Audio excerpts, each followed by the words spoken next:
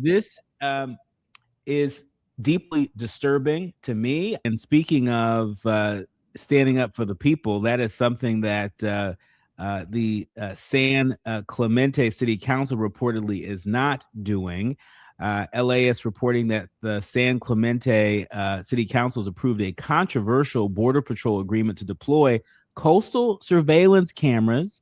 And for folks who are less familiar about this, you should know that the San Clemente City Council, they approved this proposal to give federal immigration officials broad oversight over the city's coastline. Get this part, despite overwhelming public opposition.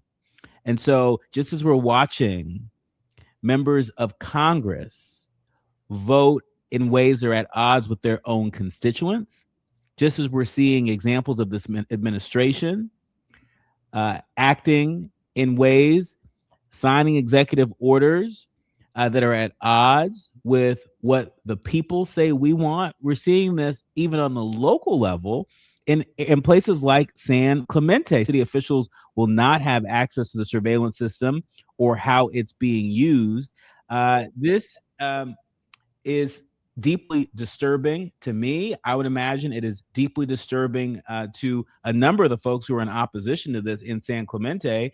And it should be deeply disturbing to all of us now. Let me tell you something about this. If I'm not the only one that feels this way, everybody needs to open their eyes. The city won't even have access to the system or visibility in how it's used. What?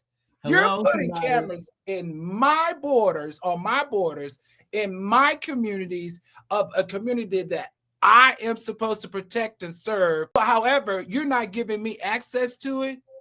Okay, this sounds like a bribe or some type of payoff. Allegedly, I said it. And I feel like anybody who has a half a brain could smell it and see it from a mile away. And the city report officials said that the CPB, quotes, has stated that the system would be configured to avoid scanning residential areas that fall into the scan view shed. However, city officials said just this past Tuesday night that the agency can't commit, quotes, can't commit contractually to not surveilling anything inside the city limits of San Clemente or inside the residential areas. I mean, the fact that the city council of San Clemente has agreed to this is egregious. It is egregious. It is a setup to deny, if not diminish, the civil rights and civil liberties of the people who live in San Clemente.